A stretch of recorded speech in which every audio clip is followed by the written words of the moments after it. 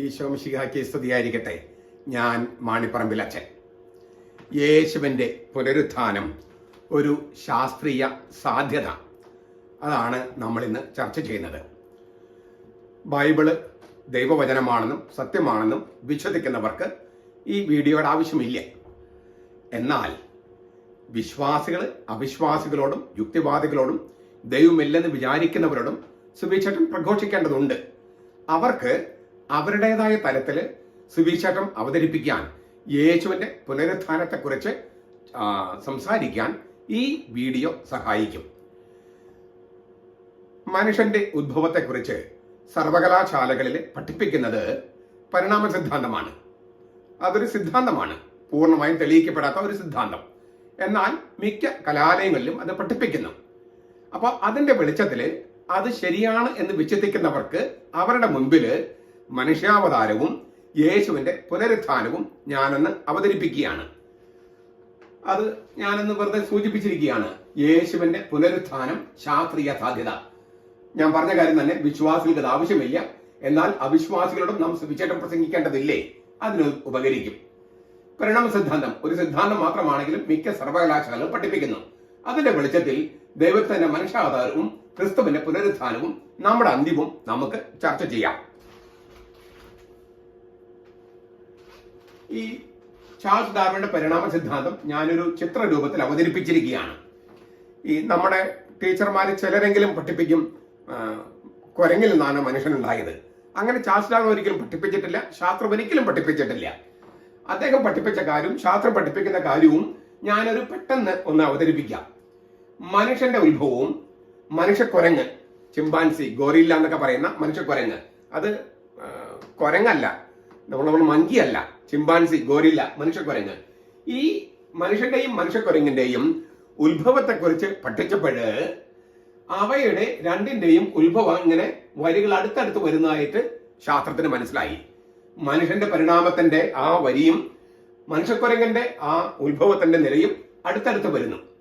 ഇങ്ങനെ ഒരു വര വരച്ചിട്ടുണ്ട്. അതെന്താ വെച്ചാൽ ശാസ്ത്രത്തിന് ഭൂതകാലത്തേക്ക് നോക്കാൻ ഒരു പരിധിയുണ്ട്. അപ്പം ആ പരിധി വരെ നോക്കുന്നിടത്ത് ഈ വര ഇങ്ങനെ അടുത്തടുത്ത് വരികയാണ്. അപ്പോൾ അതിന്റെ ഒരു സ്വാഭാവിക നിഗമനം എന്തായിരിക്കും? അത് ആ വരികൾ പുറകോട്ട് പിന്നെയും പോയാല് അത് ശാസ്ത്രത്തിന് വലിയ നിശ്ചയമില്ല. അതുകൊണ്ടാണ് നമ്മളിങ്ങനെ ഡോട്ട് ഇട്ട് എഴുതിയിരിക്കുന്നത്. ഇങ്ങനെ പോയാൽ അത് രണ്ടും വന്ന് ചേരുന്നത് ഒരു പൊതുജീവിയിലായിരിക്കും, ഒരു പൊതു പൂർവികനില്. അതായത് ശാസ്ത്രത്തിന് പരിധിയുണ്ട്, എങ്കിലും ആ പരിധി വരെ പഠിക്കുമ്പോൾ മനസ്സിലാക്കുന്നത് മനുഷ്യന്റെ ഉത്ഭവ നിരയും മനുഷ്യക്കുരങ്ങന്റെ, ചിമ്പാൻസി, ഗോറില്ലയുടെ ആ ഉത്ഭവ നിരയും അടുത്തടുത്ത് വരുന്നു.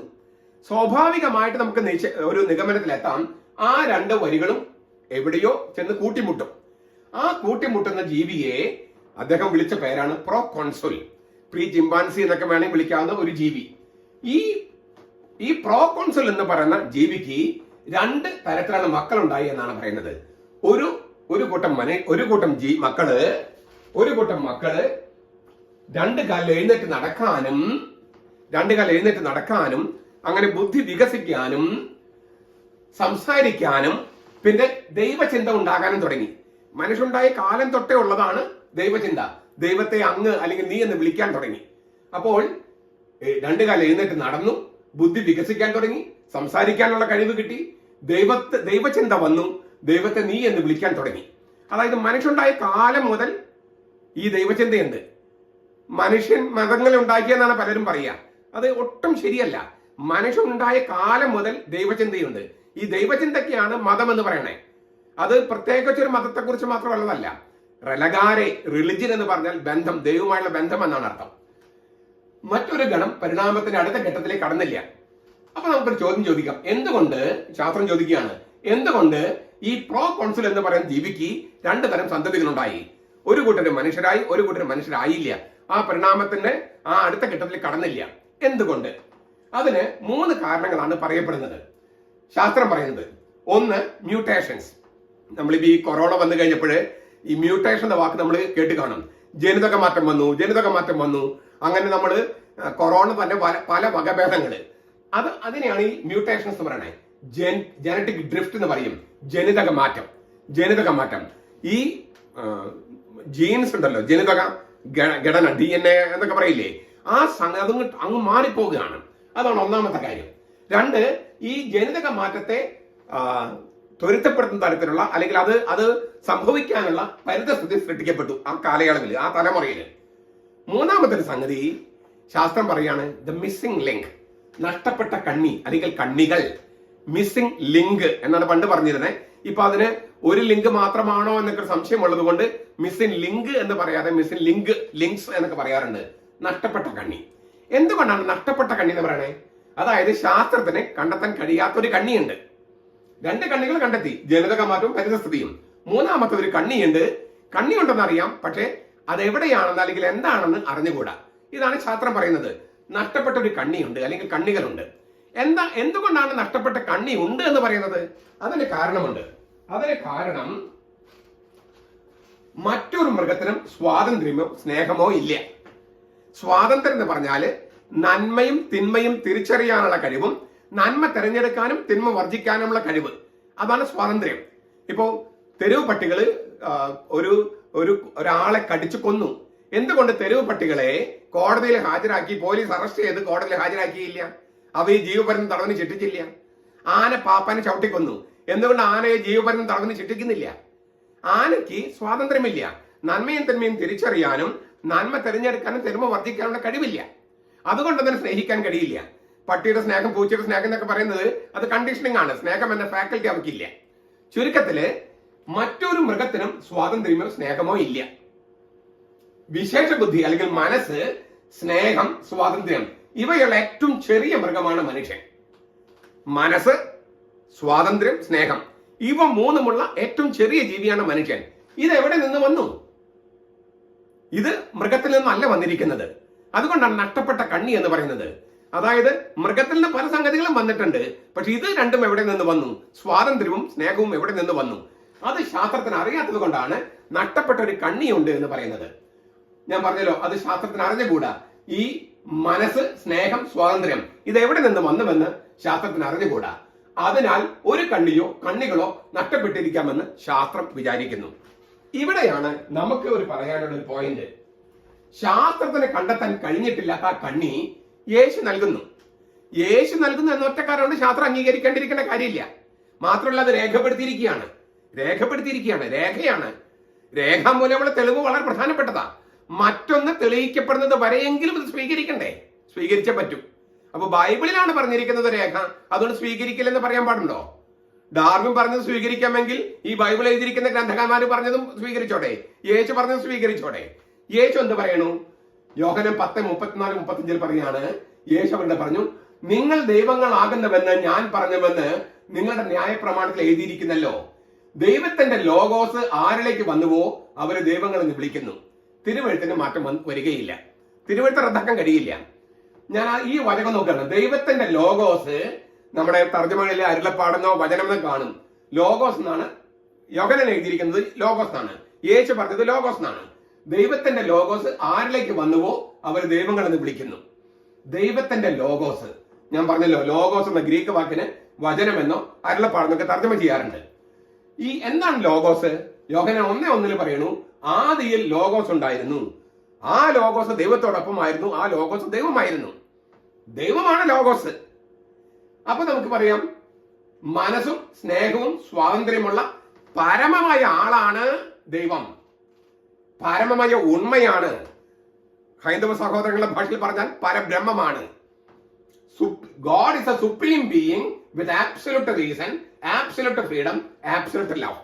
കേവലമായ മനസ്സും സ്വാതന്ത്ര്യവും കേവലമായ സ്നേഹവുമുള്ള ഏറ്റവും പരമമായ ആളാണ്. ശക്തിയല്ല ആള്. ശക്തി എന്ന് പറഞ്ഞാൽ അതിന് മുകളിലായിരിക്കില്ല മനസ്സ്. അപ്പൊ ഒരു പരമമായ ശക്തി ഉണ്ടെന്ന് പലരും പറയാറുണ്ട്. ശക്തി എവിടെ നിന്ന് ഉണ്ടാക്കുന്നേ? ഒരു മനസ്സിൽ നിന്ന് ഉണ്ടാകാൻ പറ്റൂ. അപ്പൊ മനസ്സും ചില ആള്. ഒന്നുകൂടി പറയാണ്, മനസ്സും സ്നേഹവും സ്വാതന്ത്ര്യമുള്ള പരമമായ ആളാണ് ദൈവം. അതിനെയാണ് ലോഗോസ് എന്ന് പറയണേ. അപ്പോൾ ലോഗോസ് എന്ന് പറഞ്ഞാല് റീസൺ, ഫ്രീഡം ആൻഡ് ലവ്. മനസ്സ്, സ്വാതന്ത്ര്യം, സ്നേഹം. അപ്പൊ മൂന്നുമുള്ള പരമമായ ആളാണ് ദൈവം. പരബ്രഹ്മമാണ്, പരമമായ ഉണ്മയാണ് ദൈവം. ആ ലോഗോസായ ദൈവം തന്റെ ലോഗോസ് ആരിലേക്ക് കടത്തിവിട്ടുവോ അവരെ ദൈവങ്ങൾ എന്ന് വിളിക്കുന്നു. ഇവിടെ ദൈവങ്ങൾ എന്ന് പറയുന്നത് ന്യായാധിപന്മാരെയും രാജാക്കന്മാരെയും മനുഷ്യരെയൊക്കെയാണ് ദൈവങ്ങൾ എന്ന് പ്ലൂറലായിട്ട് ദേവന്മാർന്ന് തർജ്ജമ ചെയ്യാറുണ്ട്. അപ്പോൾ ഇവിടെ ദൈവങ്ങൾ എന്ന് പറയുന്നത് പല ദൈവങ്ങൾ ഉണ്ട് എന്ന അർത്ഥത്തിലല്ല, മനുഷ്യരെ ദൈവങ്ങളായി കരുതുന്നു എന്ന അർത്ഥത്തിലാണ്. ഭൂമിയിൽ ദൈവങ്ങളായി മനുഷ്യരെ കരുതുന്നു എന്ന അർത്ഥത്തിലാണ്. അതിന് കാരണം ദൈവത്തിന്റെ ലോഗോസ്, ദൈവത്തിന്റെ ഛായ അവരിലേക്ക് കടത്തിവിട്ടു എന്നുള്ളതാണ്. അപ്പൊ നമുക്കൊന്നുകൂടി നോക്കാം. എന്താണ് ദൈവം? ലോഗോസ് അല്ലെങ്കിൽ ദൈവം എന്ന് പറയുന്നത് പരമമായ റീസൺ അല്ലെങ്കിൽ മനസ്സ്, സ്വാതന്ത്ര്യം, സ്നേഹം. ഈ കേവലമായ മനസ്സും സ്വാതന്ത്ര്യവും സ്നേഹവുമുള്ള ആളാണ് ദൈവം അല്ലെങ്കിൽ ലോഗോസ്. ആ ദൈവത്തിന്റെ ലോഗോസ്, അതായത് മനസ്സും സ്നേഹവും സ്വാതന്ത്ര്യവും ആരിലേക്ക് വന്നുവോ, ഏത് മൃഗത്തിലേക്ക് പ്രവേശിച്ചുവോ അത് മനുഷ്യനാക്കാൻ തുടങ്ങിയെന്നാണ് യോഹന്നാൻ 10:35. ഒന്നുകൂടി, ദൈവത്തിന്റെ ലോഗോസ്, അതായത് മനസ്സും സ്നേഹവും സ്വാതന്ത്ര്യവും ആരിലേക്ക് വന്നുവോ, ഏത് മൃഗത്തിലേക്ക് പ്രവേശിച്ചുവോ അത് മനുഷ്യനാകാൻ തുടങ്ങി. ബെനഡിക്ട് പാപ്പയുടെ വാക്കുകൾ ഞാൻ ഉപയോഗിക്കുകയാണ്. ക്രിസ്തുധർമ്മ പ്രവേശിക്കുന്ന പുസ്തകത്തില് മനുഷ്യനാകുക എന്ന പുഴ നീന്തി കടക്കാനുള്ള ആദ്യത്തെ ചുവടുവെപ്പായിരുന്നു മൃഗത്തിൽ നിന്ന് ലോഗോസിലേക്കുള്ള ചാട്ടം. ക്രിസ്തുധർമ്മ പ്രവേശിക, അത് മലയാളത്തിൽ ആളൂര് ബിബ്ലിയ പബ്ലിക്കേഷനിൽ കിട്ടുക പുസ്തകം. അത് വായിച്ചു നോക്കിയാൽ അറിയാം. ബെനഡിക്ട് മാർപ്പാപ്പ ശാസ്ത്രജ്ഞന്മാരോട് പറയാണ്, മനുഷ്യനാവുക എന്ന പുഴ നീന്തി കടക്കാനുള്ള ആദ്യത്തെ ചുവടുവെപ്പായിരുന്നു മൃഗത്തിൽ നിന്ന് ലോഗോസിലേക്കുള്ള ചാട്ടം. അതാണ് യോഹന്നാൻ 10:35 പറഞ്ഞത്. ദൈവത്തിന്റെ ലോഗോസ് ആരിലേക്ക് വന്നുവോ അവർ ദൈവങ്ങൾ, ഭൂമിയിലെ മനുഷ്യരെ അവർ ദൈവങ്ങൾ എന്ന് വിളിക്കുകയാണ്. ദൈവങ്ങൾ എന്ന് വിളിച്ചു. ഒന്നുകൂടി പറയാം, അദ്ദേഹത്തിന്റെ വാക്കുകൾ തന്നെയാണ്. വെറും ജീവനിൽ നിന്ന് മനസ്സിലേക്കുള്ള ചാട്ടം, വെറും ജീവശാസ്ത്രമായ ജീവനിൽ നിന്ന് മനസ്സിലേക്കുള്ള ചാട്ടം. ജീവശാസ്ത്രപരമായ ജീവൻ മൃഗങ്ങൾക്കുണ്ട്, അതിൽ നിന്നും മനസ്സിലേക്കുള്ള ചാട്ടമാണ് മനുഷ്യൻ നടത്തിയത്. ദൈവത്തെക്കുറിച്ചുള്ള ബോധത്തിലേക്ക്, സാകല്യത്തെക്കുറിച്ചുള്ള ബോധം എന്ന് പറയും. സാകല്യം എന്ന് വെച്ചിട്ടുണ്ടെങ്കിൽ സകലതം, ഹോൾ, യാഥാർത്ഥ്യത്തിന്റെ എല്ലാ വശത്തിലേക്കുള്ള ബോധ്യത്തിലേക്ക് പിറന്നു വീണ നിമിഷമായിരുന്നു അത്. ദൈവത്തെക്കുറിച്ചുള്ള ബോധത്തിലേക്ക്, യാഥാർത്ഥ്യത്തിന്റെ സാകല്യത്തെക്കുറിച്ച്, സാകല്യം സകലവും, അതായത് യാഥാർത്ഥ്യത്തെ മൊത്തത്തിൽ കാണാനുള്ള ആ കഴിവിലേക്ക്, ബോധത്തിലേക്ക് പിറന്നു വീണ നിമിഷമായിരുന്നു ഈ ദൈവത്തിന്റെ ലോഗോസ് ഈ മൃഗത്തിലേക്ക് പ്രവേശിച്ച നിമിഷം. നമുക്ക് ഇതൊന്നുകൂടി, ഈ പറഞ്ഞതല്ല ഒന്നുകൂടി നമുക്ക് നോക്കാം. യോഹന്നാൻ 10:35 പറയാണ്, ദൈവം ലോഗോസായ ദൈവം, ആ ദൈവത്തിന്റെ ലോഗോസ് ഏത് മൃഗത്തിലേക്ക് പ്രവേശിച്ചുവോ ആ മൃഗം മനുഷ്യനാകാൻ തുടങ്ങി. ഇതാണ് നഷ്ടപ്പെട്ട കണ്ണി എന്ന് പറയുന്നത്. ദൈവത്തിന്റെ ലോഗോസ് ഈ മൃഗത്തിലേക്ക് പ്രവേശിച്ചു, അതാണ് ഈ നഷ്ടപ്പെട്ട കണ്ണി എന്ന് പറയുന്നത്. അത് ശാസ്ത്രത്തിന് കണ്ടെത്താൻ പറ്റില്ല, യേശു നൽകിയിരിക്കുന്നു. ഇനി ഇതിനകത്ത് ഒരു പ്രധാനപ്പെട്ട പോയിന്റ് കൂടി ഉണ്ട്. യേശു സങ്കീർത്തനം 82:6 കോട്ട് ചെയ്യണേ. അപ്പൊ ഇത് ആരെ ശരിക്കും പറഞ്ഞത്? യേശു പറയുന്നതിന് മുൻപ് സങ്കീർത്തനം 82:6 ഒരു പക്ഷെ സോളമൻ, അന്നത്തെ ഏറ്റവും വലിയ ജ്ഞാനി എന്ന് കരുതപ്പെട്ടിരുന്ന സോളമനാണ് ഈ മനുഷ്യൻ ആരാണ് എല്ലാവരും അന്വേഷിക്കുന്ന ചോദ്യമാണെന്നൊക്കെ പറഞ്ഞ് നമ്മള് സിനിമകളിലൊക്കെ കേൾക്കില്ലേ? ആ ചോദ്യത്തിന് ഉത്തരം, വളരെ യുക്തിസഹമായ ഉത്തരം പഴയ നിയമത്തില് ഒരുപക്ഷെ സോളമൻ തന്നെ നൽകിയിരിക്കുന്നു. സങ്കീർത്തനം 82:6 അത് യേശു കോട്ട് ചെയ്യാണ്. അതായത് സങ്കീർത്തകൻ പറഞ്ഞ കാര്യം സത്യമാണെന്ന് യേശു കോട്ട് ചെയ്യാണ്. ഞാൻ ഒന്നുകൂടി പറയാണ്, ദൈവത്തിന്റെ ലോഗോസ് എന്നതിൽ മനസ്സ്, സ്നേഹം, സ്വാതന്ത്ര്യം ഏത് മൃഗത്തിലേക്ക് വന്നുവോ ആ മൃഗം മനുഷ്യനാകാൻ തുടങ്ങി. ഇതാണ് ശാസ്ത്രത്തിന് കണ്ടെത്താൻ പറ്റാതെ പോയ കണ്ണി എന്ന് പറയുന്നത്. അത് നമ്മൾ കണ്ടെത്തിയിരിക്കുകയാണ്. അപ്പൊ നമുക്ക് ഒന്നുകൂടി പറയാം. നഷ്ടപ്പെട്ട കണ്ണി എന്താണെന്ന് ശാസ്ത്രത്തിൽ കണ്ടെത്താൻ കഴിയാത്തതിനാലും ആ ഘട്ടത്തിൽ നടന്നത് പെട്ടെന്നുള്ള ഒരു ഇടപെടലായതിനാലും പരിണാമം എന്നല്ല ആ ഘട്ടത്തെ വിളിക്കുന്നത്, പരിണാമത്തിലെ കുതിച്ചുചാട്ടം എന്നാണ്, എവല്യൂഷണറി ലീപ്പ്. ഇത് പരിണാമ സിദ്ധാന്തം പഠിക്കുമ്പോൾ നിങ്ങൾ കണ്ടെത്തുന്ന ഒരു വാക്കാണ് എവല്യൂഷണറി ലീപ്പ്. ഒരു ഘട്ടത്തിൽ മാത്രമല്ല പല ഘട്ടത്തിലും പറയുന്നുണ്ട്.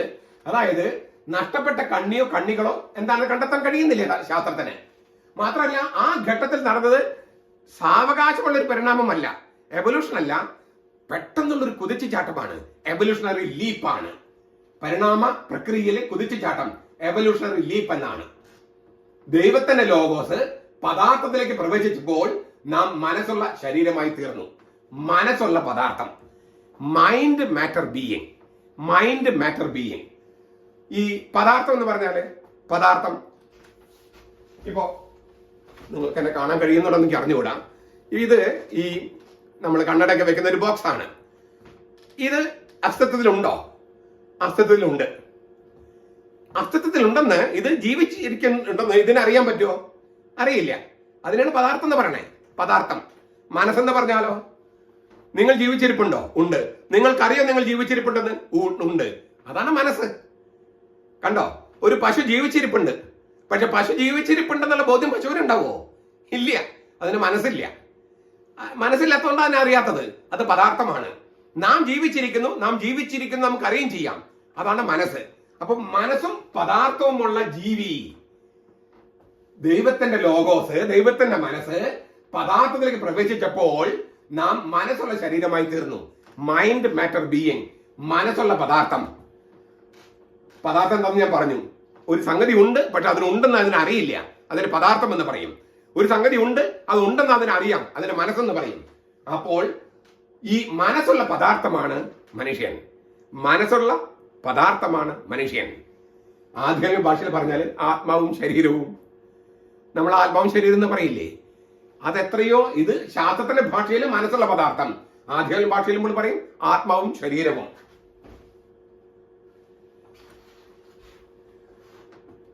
അപ്പോൾ നമുക്കൊന്നുകൂടി, ദൈവത്തിന്റെ ലോഗോസ് ഏത് മൃഗത്തിലേക്ക് പ്രവേശിച്ചുവോ ആ മൃഗം മനുഷ്യനാകാൻ തുടങ്ങി.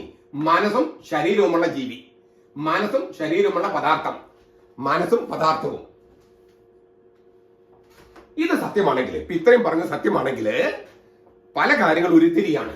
ഒന്ന്, ലോഗോസായ ദൈവത്തിന് മനുഷ്യനാകാൻ കഴിയും.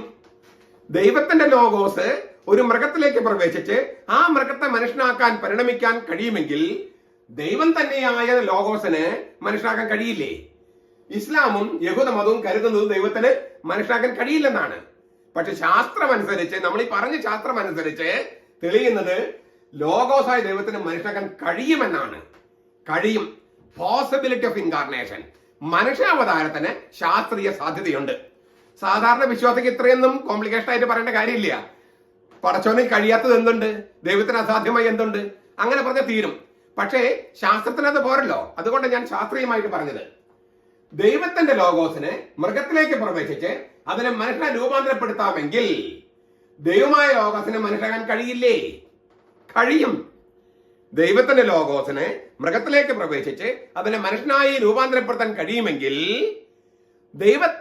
ദൈവമായ ലോഗോസിന് മനുഷ്യനാകാൻ കഴിയില്ലേ? കഴിയും. Possibility of incarnation. അതാണ് ഒന്നാമത്തെ കാര്യം. രണ്ട്, മനുഷ്യാവതാരത്തിന് അനിവാര്യത. ഈ പരിണാമ പ്രക്രിയ പൂർത്തിയാകണമെങ്കിൽ ലോഗോസ് തന്നെ മനുഷ്യനാകണ്ടേ? ദൈവത്തിന്റെ ലോഗോസ് ഒരു മൃഗത്തിലേക്ക് പ്രവേശിച്ച് ആ മൃഗത്തെ മനുഷ്യനായി പരിണമിപ്പിക്കുന്നു. ആ പ്രക്രിയ, പരിണാമ പ്രക്രിയ പൂർത്തിയാകണമെങ്കിൽ ലോഗോസ് തന്നെ മനുഷ്യനാകണ്ടേ? ദൈവത്തിന്റെ ലോഗോസിന്റെ മൃഗത്തിലേക്ക് പ്രവേശിക്കുകയല്ല, ദൈവമായ ലോഗോസ് മനുഷ്യനാകണ്ടേ? അപ്പോഴല്ല പ്രക്രിയ പൂർത്തിയാകുള്ളൂ. മൃഗമായിരിക്കുന്ന അവസ്ഥയിൽ നിന്ന്, ഇത് ബെനഡിക്ട് മാർപ്പാപ്പയുടെ വാക്കുകളാണ്, ക്രിസ്തുധർമ്മ പ്രവേശിക. മൃഗമായിരിക്കുന്ന അവസ്ഥയിൽ നിന്ന് ലോജിക്കിനെ, ലോഗോസ്, യുക്തി, മനസ്സ് വേർതിരിക്കുന്ന പുഴ അന്തിമമായി കടക്കാൻ അപ്പോഴല്ലേ കഴിയൂ. മൃഗമായിരിക്കുന്ന അവസ്ഥയിൽ നിന്ന്, നമ്മൾ മൃഗം കൂടിയാണല്ലോ, ആ അവസ്ഥയിൽ നിന്ന് ലോജിക്കിനെ, ലോഗോസിനെ, ബുദ്ധിയെ വേർതിരിക്കുന്ന പുഴ അന്തിമമായി കടക്കണമെങ്കിൽ ഈ ലോഗോസ് തന്നെ മനുഷ്യനാകണ്ടേ? അപ്പോഴല്ലേ അത് പൂർത്തിയാവുള്ളൂ. അപ്പോൾ മാത്രമേ പരിണാമ പ്രക്രിയയ്ക്ക് അനുവദിച്ചിരിക്കുന്ന ഏറ്റവും ഉയർന്ന വികാസത്തിലേക്ക് പ്രവേശിക്കാൻ കഴിയൂ. ഈ രണ്ട് വചനങ്ങളും ബെനഡിക്ട് മാർപ്പാപ്പയുടെ വാക്കുകളാണ് ക്രിസ്തുധർമ്മ പ്രവേശികയില്. ഒന്നുകൂടി വായിക്കാം. മൃഗമായിരിക്കുന്ന അവസ്ഥയിൽ നിന്ന് നമ്മൾ ലോജിക്കിനെ, ലോഗോസ്, യുക്തി വേർതിരിക്കുന്ന പുഴ അന്തിമമായി കടക്കാൻ ദൈവം ലോഗോസ് തന്നെ മനുഷ്യനാകണമായിരുന്നു. ദൈവമായ ലോഗോസ് തന്നെ മനുഷ്യനാകണമായിരുന്നു. അപ്പോൾ മാത്രമേ പരിണാമ പ്രക്രിയയ്ക്ക് അനുവദിച്ചിരിക്കുന്ന ഏറ്റവും ഉയർന്ന വികാസത്തിലേക്ക്, അതിന്റെ ലക്ഷ്യത്തിലേക്ക് പ്രവേശിക്കാൻ കഴിയൂ. അല്ലെങ്കിൽ ലക്ഷ്യമില്ലാതെ അലയില്ലേ? അപ്പൊ ഈ പരിണാമ പ്രക്രിയക്ക് ലക്ഷ്യമില്ലാതെ അലഞ്ഞു പോകും. അങ്ങനെ സംഭവിക്കരുതല്ലോ. ആ ലക്ഷ്യത്തിൽ എത്തണ്ടേ? അത് സംഭവിക്കുന്നത്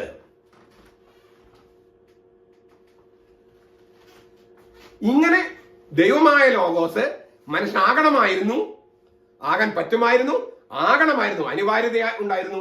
അത് സംഭവിച്ചു ഏകദേശം 2000 വർഷങ്ങൾക്ക് മുമ്പ്. ലോഗോസ് മാംസമായി തീർന്ന് കൃപയും സത്യവും നിറഞ്ഞവനായി നമ്മുടെ ഇടയിൽ കൂടാരമടിച്ചു. ഞങ്ങൾ അവന്റെ തേജസ് പിതാവിൽ നിന്നുള്ള ഏകജാതനായവന്റെ തേജസ്സായി കണ്ടു. യോഹന്നാൻ 1:14. ലോഗോസ്, ആദിയിൽ ലോഗോസ് ഉണ്ടായിരുന്നു, ലോഗോസ് ദൈവത്തോടൊപ്പമായിരുന്നു, ലോഗോസ് ദൈവമായിരുന്നു. ആ ലോഗോസ് മാംസമായി തീർന്ന് കൃപയും സത്യവും നിറഞ്ഞവനായി നമ്മുടെ ഇടയിൽ കൂടാരമടിച്ചു. യോഹന്നാൻ 1:14. അത് ഏകദേശം 2000 വർഷങ്ങൾക്ക് മുമ്പ് ദൈവമായ ലോഗോസ്, ദൈവം തന്നെയായ ലോഗോസ് മനുഷ്യനായി മാംസമായി നമ്മുടെ ഇടയിൽ കൂടാരമടിച്ചു. അപ്പോൾ മനുഷ്യാവതാരം സംഭവിച്ചു. ഇനി 4ാമത്തെ നിഗമനമാണ്. ദൈവമായ ലോഗോസ് മനുഷ്യനായി തീർന്ന് മനുഷ്യരുടെ അന്തിമമായ മരണത്തിലൂടെ കടന്നുപോയി മരിച്ചവരിൽ ഉയർത്തുകൊണ്ട് ജീവൻ അവസാനത്തെ ഘട്ടം ഉദ്ഘാടനം ചെയ്തു. അതിനൊന്ന് വിശദീകരിക്കാം. അതിനാൽ ബെനഡിക്ട് പാപ്പ യേശുവിന്റെ ഉത്ഥാനത്തെ പരിണാമദിശയിലെ അവസാനത്തെ കുതിച്ചുചാട്ടം എന്ന് വിളിക്കുന്നു. പരിണാമദിശയിലെ അവസാനത്തെ കുതിച്ചുചാട്ടം. അത് ഞാൻ അവതരിപ്പിക്കാം. നമുക്കൊന്നുകൂടി നോക്കുക. ഈ പറഞ്ഞ സിദ്ധാന്തം, ദൈവമായ ലോഗോസ്, ദൈവത്തിന്റെ ലോഗോസ് ഒരു മൃഗത്തിലേക്ക് പ്രവേശിച്ച് അതിന് മനുഷ്യനാക്കാൻ തുടങ്ങി. ശരീരവും മനസ്സുമുള്ള ജീവി. ശരീരവും മനസ്സുമുള്ള ജീവി. അപ്പോഴും അത് പദാർത്ഥമാണ്. മനസ്സുണ്ട്, പദാർത്ഥമുണ്ട്. അതിനെ അടുത്ത ഘട്ടത്തിലേക്ക്, ഈ പരിണാമ പ്രക്രിയയുടെ അന്തിമ ഘട്ടത്തിലേക്ക് പ്രവേശിപ്പിക്കണ്ടേ? ആ പ്രവേശിപ്പിച്ചതാണ് യേശുവിന്റെ ഉത്ഥാനം. അതായത് ഈ ആദ്യത്തെ മനുഷ്യൻ ആദാം, ആദ്യത്തെ മനുഷ്യനെ പോലെ അവസാനത്തെ ആദാം. ദൈവം മനുഷ്യനായ ആളായതുകൊണ്ടാണ് അവസാനത്തെ ആദാം എന്ന് യേശുവിനെ വിളിക്കുന്നത്. അവസാനത്തെ ആദാം എന്ന വാക്കിന് എസ്കാത്തോസ് ആദാം എന്നാണ്. അതിന് എല്ലാം തികഞ്ഞ മനുഷ്യൻ എന്ന് അർത്ഥമുണ്ട്. എല്ലാം തികഞ്ഞ മനുഷ്യൻ, ആത്മാവിന്റെ മനുഷ്യൻ. 1 കൊരിന്തോസ് 15:45-48 വായിക്കുക. അപ്പോൾ രണ്ടാമത്തെ മനുഷ്യവംശം, ഒന്നാമത്തെ മനുഷ്യവംശം ആദാമിൽ തുടങ്ങി ഇവിടെ അവസാനിക്കുകയാണ്. സ്നാപയോഹൻ അവസാനിക്കുക. മറിയത്തിലൂടെ ഈ ഭൂമിയിൽ വന്ന ദൈവ മനുഷ്യനായ യേശു അവസാനത്തെ ആദാമാണ്. അവൻ മരിച്ചവരിൽ ഉത്ഥാനം ചെയ്ത് ജീവന്റെ അവസാനത്തെ ഘട്ടം ഉദ്ഘാടനം ചെയ്തു. അങ്ങനെ ജീവന്റെ അവസാനത്തെ ഘട്ടം ഉദ്ഘാടനം ചെയ്യുമ്പോൾ അത് വെറും മനസ്സും ശരീരമായിരുന്ന പോരല്ലോ. ചില മതങ്ങൾ അങ്ങനെ വിശ്വസിക്കുന്നുണ്ട് ഭൗതികമായ ഉത്ഥാനത്തില്. അതായത് നമുക്ക് ഈ ഭൗതിക ശരീരം ഉണ്ടാകും അത്രേ. ഈ ഭൗതിക ശരീരം ജീവശാസ്ത്രപരമായ ജീവനല്ലേ? ജീവശാസ്ത്രപരമായ എന്തിനും മരണമില്ലേ? അപ്പൊ അത് ശരിക്കും ഉത്ഥാനമാകുമോ? ഉത്ഥാനമാകില്ല. ഭൗതികമായി ഉത്ഥാനം ചെയ്താൽ അത് ഉത്ഥാനമാകില്ല. നമ്മൾ കഴിഞ്ഞ ആഴ്ചയില് ലാസറിന്റെയും യായിറസിന്റെ മകളുടെയും ന്യായരുടെ വിധവയുടെ മകന്റെ ഒക്കെ ഉത്ഥാനം കണ്ടു. അത് ഇഹലോകത്തേക്കുള്ള വരവാണ്, പിന്നീട് മരിച്ചുപോയി. അങ്ങനെ ആയാൽ പറ്റില്ലല്ലോ. ഈ അവസാനത്തെ ഘട്ടം എന്ന് പറയുന്നത് മനസ്സ് സ്നേഹമായും ശരീരം ആത്മാവായും തീരും. അത് വെറും ഭൂതമല്ല, പ്രേതമല്ല. സ്നേഹവും ആത്മീയ ശരീരമായി തീരുകയാണ്. ആ ശരീരം എങ്ങനെ ഇരിക്കുമെന്ന് ചോദിച്ചാൽ യേശുവിന് ഉത്ഥിത ശരീരം പോലെ. യേശുവിന് ഉത്ഥിത ശരീരം. ആ ശരീരത്തില് അത് പ്രേതഭൂതമല്ലല്ലോ, പക്ഷെ വാതിലടച്ചിരിക്കെ കാണാൻ പറ്റി. അവർ വിശ്വസിക്കാതായപ്പോൾ തോമസിനോട് കൈ വെക്കാൻ പറഞ്ഞു. ആ ശരീരത്തില് മറിയമക്കളോട് പറഞ്ഞു എന്നെ പിടിച്ചു വെക്കരുതെന്ന് പറഞ്ഞു. എന്നിട്ട് വിശ്വസിക്കാണ്ടായപ്പോൾ ഒരു മീൻ കഷ്ണമുണ്ടോ കഴിക്കാൻ ചോദിച്ച് അവരുടെ മുമ്പിൽ വെച്ച് കഴിച്ചു. അതിനൊരു ശരീരമുണ്ട്. യേശു പറഞ്ഞു ഭൂതത്തിന് ശരീരമില്ല, പ്രേതത്തിന് ശരീരമില്ല, എനിക്ക് ശരീരമുണ്ട്, തൊട്ടു നോക്കുക. അപ്പോൾ ശരീരമുണ്ട്, എന്നാൽ ഭൗതിക ശരീരത്തിന്റെ പരിമിതികളെല്ലാം കടന്നു കഴിഞ്ഞു. അതിനെ മറികടന്നു. അതുകൊണ്ട് മനസ്സും ശരീരമുള്ള ജീവി അത് ഉത്ഥാനത്തില് ആത്മാവും സ്നേഹവുമുള്ള ജീവിയായിട്ട് രൂപാന്തരപ്പെടും. അതായത് ദൈവമായ സ്നേഹം ജീവനെ വലയം ചെയ്ത് ജീവശാസ്ത്രപരമായ ജീവൻ, അതീതമായ ജീവൻ, അതിന് ബൈബിൾ വിളിക്കുന്ന പേരാണ് നിത്യജീവൻ. ഒന്നുകൂടി ഞാൻ പറയാം. സ്നേഹം ജീവനെ വലയം ചെയ്യും, ആശ്രയിച്ച് വലയം ചെയ്ത് ജീവനെ തന്നെ രൂപാന്തരപ്പെടുത്തി സ്നേഹമാക്കി മാറ്റും. അപ്പോൾ അവന് ആത്മീയ ശരീരം ഉണ്ടാകും. ഈ മനസ്സ് സ്നേഹമായും ശരീരം ആത്മാവായും രൂപാന്തരപ്പെടും. അതാണ് ജീവന്റെ അവസാനത്തെ ഘട്ടം. ഇതിനു മുമ്പുള്ള ഘട്ടങ്ങൾ പരിശോധിച്ചാൽ, ഇതിനു മുമ്പ് മൃഗം, അതിനു മുമ്പ് സസ്യജീവന് ചേർന്ന ശരീരമുണ്ട്, മൃഗജീവന് ചേർന്ന ശരീരമുണ്ട്, മനുഷ്യജീവന് ചേർന്ന ശരീരമുണ്ട്, നിത്യജീവന് ചേർന്ന ശരീരമുണ്ടാകും. അതെങ്ങനെയിരിക്കും? യേശുവിന്റെ ഉത്ഥാനം ചെയ്ത് യേശുവിന്റെ നക്കിൽ കിട്ടും. ചുരുക്കത്തില് പരിണാമ പ്രക്രിയയിലെ അന്തിമഘട്ടം ഉദ്ഘാടനം ചെയ്യുകയാണ് ക്രിസ്തു മരിച്ചവൻ ഉത്ഥാനം ചെയ്തതിലൂടെ. പരിണാമ പ്രക്രിയയിലെ അന്തിമഘട്ടം, അവസാനത്തെ ഘട്ടം, അതായത് മനസ്സും പദാർത്ഥവുമായ മനുഷ്യനെ സ്നേഹവും ആത്മാവുമായ മനുഷ്യനായി, ശരീരമുള്ള മനുഷ്യൻ തന്നെ പക്ഷെ ആത്മീയ ശരീരം, അങ്ങനെയുള്ള ആ മനുഷ്യനെ രൂപാന്തരപ്പെടുത്തുന്ന പ്രക്രിയ ഉദ്ഘാടനം ചെയ്യുകയാണ് മരിച്ചവൻ ഉത്ഥാനം ചെയ്തതിലൂടെ യേശു ചെയ്തത്. അതാണ്. ഇങ്ങനെ പരിണാമ പ്രക്രിയയുടെ അവസാനത്തെ ഘട്ടം, അതാണ് യേശുവിന്റെ പുനരുത്ഥാനം. അതാണ് സംഭവിച്ചത്. ഈ കാര്യങ്ങളൊക്കെ നസറത്തിൽ യേശു എന്ന് പറഞ്ഞ ബെനഡിക്ട് മാർപ്പാപ്പയുടെ പുസ്തകം ഉണ്ടല്ലോ, അത് വാല്യം 2 378 382 പേജുകളിൽ 2 കാര്യങ്ങളുണ്ട്. അത് ഞാൻ വായിക്കാം. യേശുവിന്റെ ഉത്ഥാനം പരിണാമ പ്രക്രിയയിൽ വൻ കുതിച്ചുചാട്ടമാണ്. ഇത് ബെനഡിക്ട് മാർപ്പാപ്പയുടെ വാക്കുകളാണ്. മാനവകുലത്തിലെ സകല മനുഷ്യരെയും ബാധിക്കുന്ന നേട്ടമാണ് യേശു ഉത്ഥാനത്തിലൂടെ ഉണ്ടായത്. മനുഷ്യവംശത്തിന് മുഴുവൻ, യേശുവിന് മാത്രമല്ല മനുഷ്യവംശത്തിന് മുഴുവൻ പുതിയ ഇനത്തിലും പുതിയ ജനുസിലും പെട്ട ഭാവിയുടെ ശ്രീകോവിലേക്കാണ് അത് തിരുനട തുറന്നിട്ടത്. പുതിയ ജനുസിലും പുതിയ ഇനത്തിലും പെട്ട ഭാവി, പുതിയ ഇനത്തിലും പുതിയ ജനുസിലും പെട്ട ജീവൻ, ആ ജീവന്റെ ശ്രീകോവിലേക്കാണ് യേശുവിന്റെ തിരുവുത്ഥാനം തിരുനട തുറന്നിട്ടത്. അദ്ദേഹത്തിന്റെ വാക്കുകൾ വീണ്ടും, അവസാനത്തേതും ഏറ്റവും ഉന്നതമായ ഈ പരിണാമ കുതിപ്പിനല്ലേ സൃഷ്ടപ്രപഞ്ചം കാത്തിരുന്നത്? അതെങ്ങനെ ശാസ്ത്രത്തിന് വിരുദ്ധമാകും? പരിമിതമായത് അമേയമായതിനെ, പരിമിതമല്ലാത്തതിനെ ആശ്ലേഷിക്കുന്ന പരിണാമ കുതിപ്പ്, മനുഷ്യൻ ദൈവമായി ഒന്നാകുന്ന പരിണാമ കുതിപ്പ്, അതാണ് യേശുവിന് തിരുവുത്ഥാനത്തിൽ സംഭവിച്ചത്.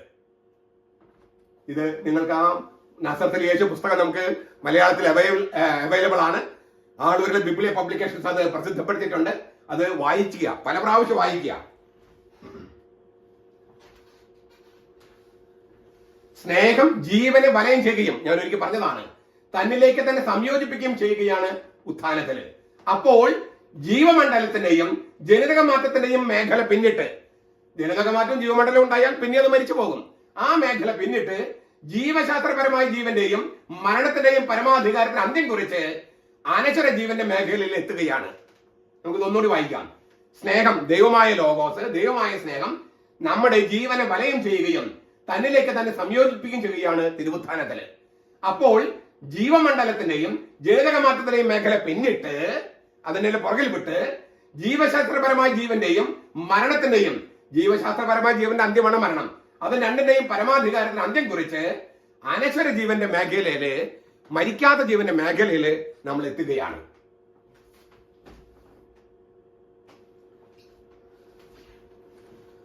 ദൈവത്തിന്റെ ലോഗോസ് നമ്മിലേക്ക് ചുവട് വെച്ചപ്പോൾ നാം മനുഷ്യരാകാൻ തുടങ്ങി. ദൈവം നൽകിയ മനസ്സിന് ശരീരം കൊടുക്കുകയാണ് മാതാപിതാക്കൾ ചെയ്യണേ. ആത്മാവിനെ സൃഷ്ടിക്കാൻ ഒരു മാതാപിതാക്കൾക്ക് കഴിയില്ലല്ലോ. അപ്പോൾ ദൈവം നൽകിയ മനസ്സ്, ദൈവം കൊടുക്കുന്ന ആത്മാവിന് ശരീരം സൃഷ്ടിക്കാനാണ്, ശരീരം കൊടുക്കാനാണ് മാതാപിതാക്കളോട് ദൈവം പറയുന്നത്. നാം ജീവന്റെ അവസാന ഘട്ടത്തിൽ പ്രവേശിക്കണമെങ്കിൽ, അതായത് ഒന്നുകൂടി നോക്കുക, ദൈവത്തിന്റെ ലോഗോസ് നമ്മിലേക്ക് പ്രവേശിച്ചപ്പോഴാണ് നമ്മൾ മനുഷ്യരാക്കാൻ തുടങ്ങിയത്. അതാണ് മാതാപിതാക്കൾ, ഞാൻ പറഞ്ഞത്, ദൈവത്തിന്റെ മനസ്സിന്, ദൈവത്തിന്റെ ലോഗോസിന്, ദൈവത്തിന്റെ ആത്മാവിന് ജീവൻ കൊടുക്കാനായിട്ട് മാതാപിതാക്കൾ ആവശ്യപ്പെടുന്നു. അപ്പൊ ദൈവത്തിന്റെ ലോഗോസ് നമ്മിലേക്ക് പ്രവേശിച്ചപ്പോഴാണ് നമ്മൾ മനുഷ്യരായത്, ആ മനുഷ്യരാകാൻ തുടങ്ങിയത്. നമുക്കിനി ഈ പരിണാമത്തിന് അവസാന ഘട്ടത്തിൽ കടക്കണമെങ്കിലും ഈ ദൈവത്തിന്റെ ലോകത്ത് ഒരിക്കൽ കൂടി നമ്മളിലേക്ക് പ്രവേശിക്കണം. എന്നാലേ ജീവന്റെ അവസാന ഘട്ടത്തിലേക്ക് പ്രവേശിക്കാൻ പറ്റൂ, നമുക്ക് പോകാൻ പറ്റൂ. നമ്മെ ലോഗോസ് വലയം ചെയ്ത് ജീവന്റെ അവസാന ഘട്ടത്തിലേക്ക്, ഈ പരിണാമ പ്രക്രിയയുടെ അവസാന ഘട്ടത്തിൽ എടുത്ത് വെക്കണം. ആ ഘട്ടത്തിൽ നോക്കുക, നാം ജീവന്റെ അവസാന ഘട്ടത്തിലേക്ക് പ്രവേശിക്കണമെങ്കിൽ ലോഗോസ് നമ്മൾക്ക് ഒരിക്കൽ കൂടി പ്രവേശിച്ച് ആ ഘട്ടത്തിലേക്ക് നമ്മെ കൈപ്പിടിച്ച് ഉയർത്തണം. അതിനൊരു പ്രശ്നമുണ്ട്. നമ്മെ സൃഷ്ടിക്കാൻ ദൈവത്തിന് നമ്മുടെ അനുവാദം വേണ്ടിയിരുന്നില്ല, മാതാപിതാക്കൾ തീരുമാനിച്ചാൽ മതിയായിരുന്നു. പക്ഷേ നമ്മൾ ജനിച്ചു കഴിഞ്ഞതിന് ശേഷമോ നമ്മുടെ സമ്മതം വേണം. ദൈവത്തിന് ലോഗോസിന് നമ്മിലേക്ക് പ്രവേശിച്ച് പരിണാമ പ്രക്രിയയുടെ അവസാന ഘട്ടത്തിലേക്ക് പ്രവേശിക്കാൻ, ജീവന്റെ അവസാന ഘട്ടത്തിൽ പ്രവേശിക്കാൻ നമ്മുടെ അനുവാദം കൂടി ഉണ്ടെങ്കിലേ ദൈവത്തിന് കഴിയൂ. അത് നമ്മൾ ആഗ്രഹിക്കുന്നുണ്ട്. മരിക്കാൻ നമുക്ക് ഇഷ്ടമില്ലാത്തതിന് കാരണം എന്താ? മരണമില്ലാത്തൊരു ജീവനുണ്ട് നമ്മൾ കൊതിക്കുന്നത് കൊണ്ട്. അത് വിശ്വാസിയാകട്ടെ അവിശ്വാസിയാകട്ടെ, കമ്മ്യൂണിസ്റ്റുകാരനാകട്ടെ നിരീശ്വരനാകട്ടെ, മരിക്കാൻ ഇഷ്ടമില്ല. കാരണം എന്ത്? മരണത്തിന് അതീതമായ, ജീവശാസ്ത്രപരമായ ജീവൻ അതീതമായ ജീവന് വേണ്ടി നമ്മൾ കൊതിക്കുന്നത് കൊണ്ട്. അത് തരാൻ ദൈവത്തിന് കഴിയും. അവൻ നമ്മിലേക്ക് പ്രവേശിച്ച് ജീവന്റെ അവസാന ഘട്ടത്തിലേക്ക് നമ്മെ കൈപ്പിടിച്ചുയർത്താൻ അവന് സമ്മതമുണ്ട്. നമുക്ക് സമ്മതമുണ്ടോ? നമ്മുടെ അനുവാദം കൂടാതെ നടക്കില്ല. നമ്മുടെ സമ്മതം വേണം. അതിനെയാണ് വിശ്വാസത്തിലൂടെ അനുസരണം എന്ന് ബൈബിൾ വിളിക്കുന്നത്. നമ്മുടെ സമ്മതമുണ്ടെങ്കിലേ ദൈവത്തിന് ഇപ്പോൾ നമ്മിലേക്ക് പ്രവേശിച്ച് പരിണാമ പ്രക്രിയയുടെ ജീവന്റെ അവസാന ഘട്ടത്തിലേക്ക് നമ്മൾ കൈപ്പിടിച്ചുയർത്താനാകൂ. അതിന് നമ്മുടെ സമ്മതം വേണം. അതിന് ബൈബിൾ വിളിക്കുന്ന പേരാണ് വിശ്വാസത്തിലൂടെയുള്ള അനുസരണം. ഇന്ന് നോക്കുക, ലോഗോസ് നമ്മിലേക്ക് പ്രവേശിച്ച് നമ്മെ നിത്യജീവനിലേക്ക് ഉയർത്തുന്നു. അത് സംഭവിക്കുന്നതാണ് വിശുദ്ധ കുർബാന. ദൈവമായ ലോഗോസ് നമ്മിലേക്ക് പ്രവേശിച്ച് നമ്മുടെ ശരീരത്തിന്റെ ശരീരവും മാംസത്തിന്റെ മാംസവും രക്തത്തിന്റെ രക്തവുമായി നമ്മെ നിത്യജീവനിലേക്ക് കൈപ്പിടിച്ച് ഉയർത്തുകയാണ്. ജീവൻ അവസാന ഘട്ടത്തിലേക്ക് കൈപ്പിടിച്ച് ഉയർത്തുകയാണ് ഇപ്പോൾ. അതുകൊണ്ടാണ് കർത്താവ് പറഞ്ഞത്, ഇത് ഭക്ഷിക്കുന്നവൻ മരിക്കുകയില്ല. ഇത് ഭക്ഷിക്കുന്നവൻ, ലോഗോസാണവൻ, ദൈവമാണ്. അവന്റെ മാംസം ഭക്ഷിക്കുന്നവൻ, അവന്റെ രക്തം കുടിക്കുന്നവൻ മരിക്കില്ല. കാരണം എന്താണ്? അവനെ നിത്യജീവനിലേക്ക് അവൻ ഉയർത്തിയിരിക്കുന്നു. യോഹന്നാൻ സുവിശേഷം 6-ാമത്തെ അധ്യായത്തിൽ കുർബാനയെ കുറിച്ചുള്ള പ്രസംഗത്തിൽ കർത്താവ് പറയാണ്, മനുഷ്യപുത്രന്റെ ശരീരം ഭക്ഷിക്കുകയും അവന്റെ രക്തം കുടിക്കുകയും ചെയ്യുന്നില്ലെങ്കിൽ നിങ്ങൾക്ക് നിങ്ങളിൽ ജീവനില്ല. നിങ്ങൾ ജീവന്റെ അവസാന ഘട്ടത്തിൽ പ്രവേശിക്കുന്നില്ല. ഇത് ഭക്ഷിക്കുന്നവനോ ഇത് പാനം ചെയ്യുന്നവനോ മരിക്കില്ല. കാരണം അവൻ നിത്യജീവനിലേക്ക് ഓൾറെഡി പ്രവേശിച്ചു കഴിഞ്ഞു. അതായത് ജീവന്റെ അവസാന ഘട്ടത്തിലേക്ക്, പരിണാമപ്രക്രിയയുടെ അവസാന ഘട്ടത്തിലേക്ക് പ്രവേശിച്ചു കഴിഞ്ഞു. അതിനാൽ യേശുവിന്റെ തിരുവുത്ഥാനം എന്ന് പറയുന്നത് പരിണാമദിശയിലെ അവസാനത്തെ കുതിപ്പാണ്. The final evolutionary leap. The final evolutionary leap. അതാണ് യേശുവിന്റെ പുനരുത്ഥാനം. യേശുവിന്റെ പുനരുത്ഥാനവുമായിട്ട് ബന്ധപ്പെട്ട്, ശാസ്ത്രവുമായിട്ട് ബന്ധപ്പെട്ട്, വിശുദ്ധ കുർബാനയുമായിട്ട് ബന്ധപ്പെട്ട് എല്ലാം യുക്തിഭദ്രമായിട്ട് നമുക്ക് അവതരിപ്പിക്കാൻ കഴിയും. തീർച്ചയായിട്ടും ശുദ്ധയുക്തി, അതായത് ഇതൊന്നും ശരിയല്ല എന്ന് പറഞ്ഞ് തള്ളിക്കളയാൻ എല്ലാവർക്കും അവകാശമുണ്ട്. ഈ നിരീക്ഷകന്മാർക്കൊക്കെ അതിനുള്ള അവകാശമുണ്ട്. എങ്കിലും തുറന്ന ഹൃദയത്തോടെ ശാസ്ത്രത്തെയും ബൈബിളിനെയും കാണുന്നവർക്ക് ഇത് വളരെ യുക്തിഭദ്രമായ വിശദീകരണമാണ്. തിരുവുത്ഥാനത്തെക്കുറിച്ചും മനുഷ്യാവതാരത്തെക്കുറിച്ചുമുള്ള യുക്തിഭദ്രമായ വിശദീകരണമാണ്. ഈ വീഡിയോ നിങ്ങൾ പല ആവർത്തി വായിച്ച് പിന്നെ ഞാൻ പറഞ്ഞ പുസ്തകങ്ങള്, ഈ ക്രിസ്തുധർമ്മ പ്രവേശിക, നസറത്തിലെ യേശു, പിന്നെ എന്റെ പുസ്തകമുണ്ട് 4 Streams of Love എന്ന് പറഞ്ഞൊരു പുസ്തകമുണ്ട് ഇംഗ്ലീഷില്. ആ പുസ്തകം ഒന്ന് വായിക്കുക. പിന്നെ ആത്മാവിന്റെ വാള്, ഇപ്പൊ കോപ്പികൾ കിട്ടാനില്ല, എന്റെ ഒരു പുസ്തകമാണ് ആത്മാവിന്റെ വാൾ എന്ന് പറഞ്ഞൊരു പുസ്തകമുണ്ട്. വലിയൊരു പുസ്തകമാണ്. അത് കോപ്പിയിൽ കിട്ടാനുണ്ടെങ്കിൽ അത് വാങ്ങിച്ച് അതും വായിക്കുക. അപ്പോൾ എന്നിട്ട് ധ്യാനിക്കുക, കർത്താവിനെ കുറിച്ച് ധ്യാനിക്കുക, തിരുവുത്ഥാനത്തെ കുറിച്ച് ധ്യാനിക്കുക. അങ്ങനെ പതുക്കെ നമുക്ക് ഈ ജീവന്റെ അവസാന ഘട്ടത്തിലേക്ക്, മരണമില്ലാത്ത ജീവനിലേക്ക്, സ്നേഹം ജീവനെ വലയം ചെയ്ത് മരണത്തിന്റെ പരമാധികാരത്തിന് അന്ത്യം കുറിക്കുന്ന ആ തിരുവുത്ഥാനത്തിലേക്ക് പ്രവേശിക്കാൻ നമുക്കും സാധിക്കട്ടെ. കർത്താവ് നമ്മെ ആശ്ലേഷിക്കട്ടെ.